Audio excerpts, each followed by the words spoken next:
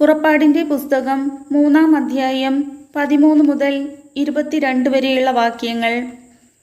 മോശ ദൈവത്തോട് പറഞ്ഞു, ഇതാ ഞാൻ ഇസ്രായേൽ മക്കളുടെ അടുക്കൽ പോയി നിങ്ങളുടെ പിതാക്കന്മാരുടെ ദൈവം എന്നെ നിങ്ങളുടെ അടുക്കലേക്ക് അയച്ചിരിക്കുന്നു എന്ന് പറയാം. എന്നാൽ അവിടുത്തെ പേരെന്തെന്ന് അവർ ചോദിച്ചാൽ ഞാൻ എന്തു പറയണം? ദൈവം മോശയോട് അരുളി ചെയ്തു, ഞാൻ തന്നെ. ഇസ്രായേൽ മക്കളോട് നീ പറയുക, ഞാനാകുന്നവൻ എന്നെ നിങ്ങളുടെ അടുത്തേക്ക് അയച്ചിരിക്കുന്നു.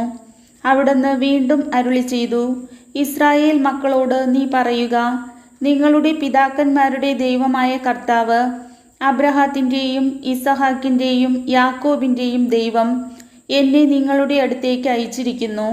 ഇതാണ് എന്നേക്കും എൻ്റെ നാമധേയം. അങ്ങനെ സർവ്വ പുരുഷാന്തരങ്ങളിലൂടെയും ഈ നാമധേയത്താൽ ഞാൻ അനുസ്മരിക്കപ്പെടണം. നീ പോയി ഇസ്രായേൽ ശ്രേഷ്ഠന്മാരെ വിളിച്ചുകൂട്ടി പറയുക, നിങ്ങളുടെ പിതാക്കന്മാരുടെ ദൈവമായ കർത്താവ്, അബ്രഹാത്തിൻ്റെയും ഇസഹാക്കിൻ്റെയും യാക്കോബിൻ്റെയും ദൈവം പ്രത്യക്ഷപ്പെട്ട് എന്നോട് അരുളി ചെയ്തു, ഞാൻ നിങ്ങളെ സന്ദർശിക്കുകയും ഈജിപ്തുകാർ നിങ്ങളോട് പ്രവർത്തിക്കുന്നത് കാണുകയും ചെയ്തിരിക്കുന്നു.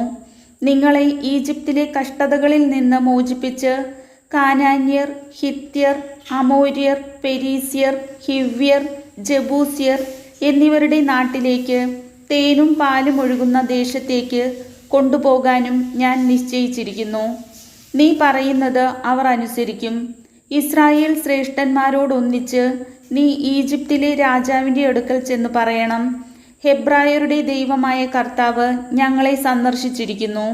3 ദിവസത്തെ യാത്ര ചെയ്ത് മരുഭൂമിയിൽ ഞങ്ങളുടെ ദൈവമായ കർത്താവിന് ബലിയർപ്പിക്കുവാൻ ഞങ്ങളെ അനുവദിക്കണം.